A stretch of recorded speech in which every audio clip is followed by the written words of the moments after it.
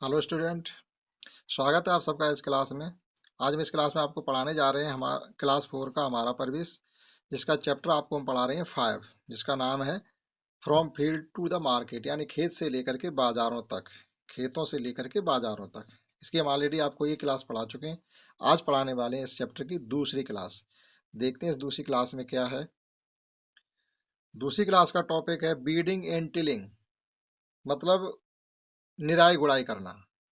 Tilling का मतलब होता है तोड़ना। जैसे हम कोई फसल बो देते हैं तो उसकी पपरी तोड़ना। पपरी तोड़ने से क्या होता है कि पौधे की जड़ों तक वायु और सनलाइट यानी सूर्य का प्रकाश जाने लगता है, इसलिए हमें टिलिंग करनी पड़ती है, अगर घास नहीं है तो भी। और बीडिंग का मतलब है अगर खूब घास फूस उसमें हमारी जो फसल खड़ी है उसके अलावा दूसरी फसलें उगाई हैं तो उनको हम निराई करके बाहर निकाल देते हैं, तो ये बीडिंग और टिलिंग कहलाता है। पढ़ते इसमें देखिए क्या है कि it has been almost 25 days since the seeds were sown.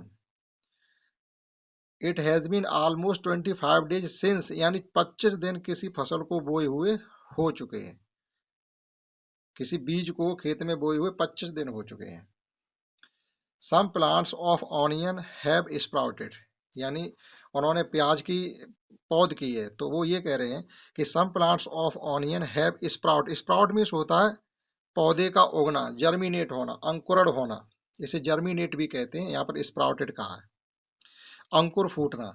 तो some plants of onion have sprouted, प्याज के कुछ पौधे उगने लगे हैं, अंकुरित हो गए हैं।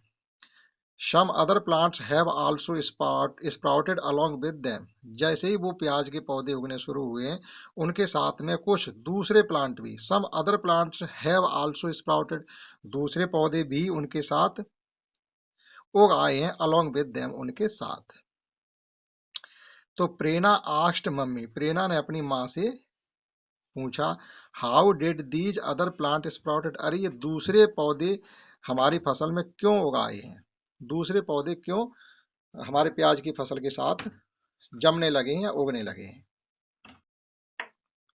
Mummy told that these plant sprouted on their own, तो उसकी मम्मी ने उसको बताया, मम्मी टोल्ड दैट, उसकी मम्मी ने उसको बताया कि दीज प्लांट के ये पौधे स्प्राउटेड मीन्स अंकुरित हो जाते हैं या जम आते हैं या उग आते हैं, ऑन देयर ओन, अपने आप, इन्हें उगाने के लिए हमें कुछ करना नहीं पड़ता है। These are known as weeds, इन्हें को ही हम बीड्स कहते हैं, यानी अनचाहे पेड़ पौधे कहिएगा या खरपतवार कहिएगा या घास फूस कहिएगा कि जिनकी हमें जरूरत नहीं है।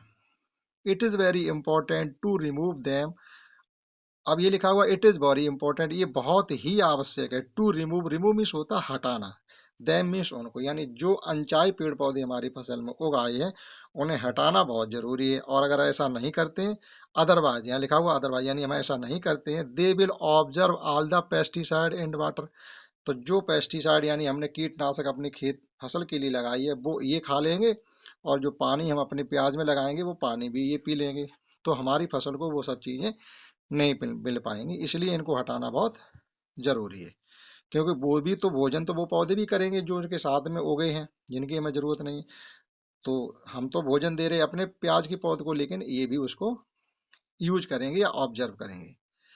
There bye the onion crops will be weakened, अब होगा क्या, वीकेंड मीन्स कमजोर, तो फिर हमारी जो प्याज की फसल है वो कैसी हो जाएगी, कमजोर पड़ जाएगी, क्योंकि उसको पूरा भोजन नहीं मिलेगा। I was also helping my parents in weeding, अब वो कह रही है हम इस काम में अपने माँ बाप की मदद करते हैं, यानी खेत में जा करके उसकी निर्वाही करते हैं। अगला टॉपिक है इसमें harvesting onion.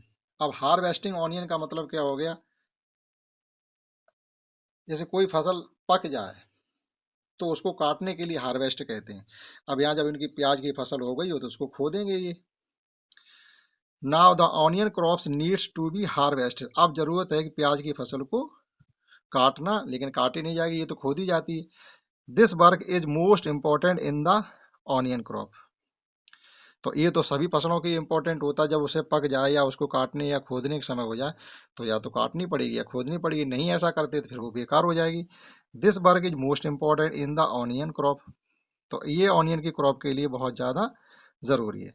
Father other father mother uncle aunt but doing it all together. अब वो कह रहे हैं हम सब लोग, हमारे मम्मी पापा चाचा चाची सब लोग इस काम को साथ साथ करते हैं।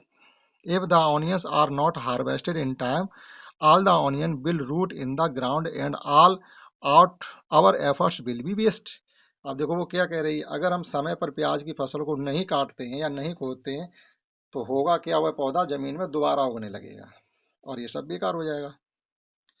If the onion are not harvested in time, अगर समय पर अपने प्याज की फसल को हम नहीं निकालते हैं या नहीं काटते हैं, all the onions will rot का मतलब होता है उनमें जड़ें आ जाएंगी। जैसे हम लोगों के घरों में प्याज पड़ा होता है, काफी दिन तक पड़ा रहे तो उसमें अपने आप जड़ें निकलने लगती हैं, तो वैसा ही वहां जमीन में हो जाएगा। जैसे मूंगफली होती है, अगर आप जल्दी जल्दी ना खोदो समय पर तो वो दोबारा वहीं पर उगना शुरू हो जाती हैं। तो all the onion will rot in the ground and our, ground में यानी वहीं पर सब उसमें जड़ें निकलने लगेंगी। एंड ऑल आवर एफर्ट, हमारा पूरा प्रयास, एफर्ट मीन्स होता प्रयास, हमारी मेहनत, will be waste, waste means हो जाती बेकार होना, यानी हमारी पूरी मेहनत बेकार हो जाएगी। My brother and I both helped, मेरे भाई और हम दोनों ने, हेल्प माई फैमिली, मेरे परिवार की इसमें मदद की, हार्वेस्टिंग द ऑनियन, उस ऑनियन यानी प्याज की फसल को बाहर निकालने, खोदने, काटने में हमने और भाई दोनों ने मिलकर अपने परिवार की मदद की है। आगे लिखा हुआ do you help any one in your family, क्या परिवार में आपने अपने परिवार में किसी मदद की है, हाउ इन विच वर्क, कैसे की है और कौन से काम में की है, what did you experience in doing that work, और उस काम को करने का आपका अनुभव क्या। एक्सपीरियंस मीन्स होता अनुभव, और अगर आपने अपने परिवार में किसी काम में मदद की है तो आपका अनुभव कैसा रहा है, आप इसे हमें कमेंट करके बताएंगे। और आपने क्लास देखी या नहीं देखी है वो भी आप हमें कमेंट करके बताएंगे। इस क्लास में इतना ही। जय हिंद, जय भारत।